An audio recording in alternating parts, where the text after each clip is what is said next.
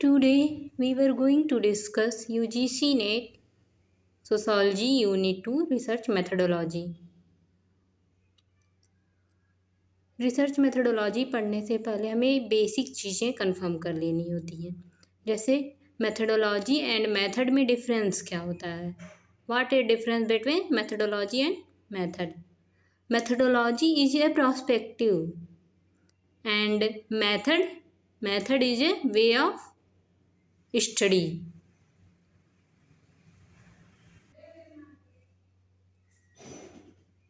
And फिर हम research methodology में what is difference between science and natural science.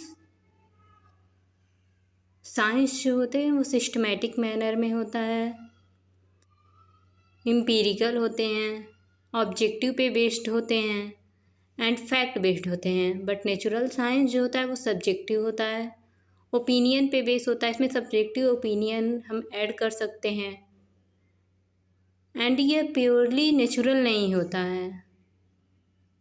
And then we discuss positivism and hermeneutic. Positivism जो है वो scientific method पर बेस होता है और हर्मेनियोटिक जो है वो सब्जेक्टिव या इंटरप्रिटेटिव अंडरस्टैंडिंग पर होता है. पॉजिटिविज्म में हमारे Auguste Comte and Emile Durkheim आते हैं एंड हर्मेनियोटिक में Max Weber, Horkheimer, Dilthey. And then we discuss inductive and deductive approach.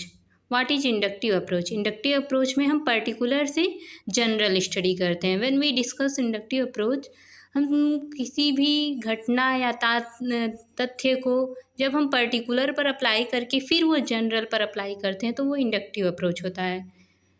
Example, Ram is a boy, Shyam is a boy and both are human.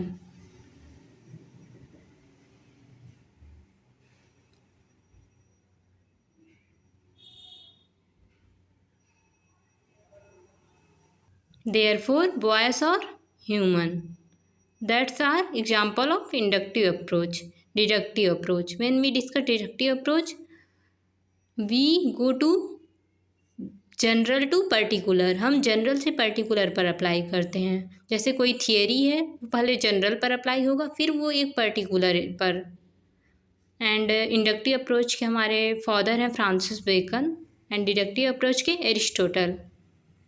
Stage of social science study inductive approach through and stage of science study through deductive approach through inductive.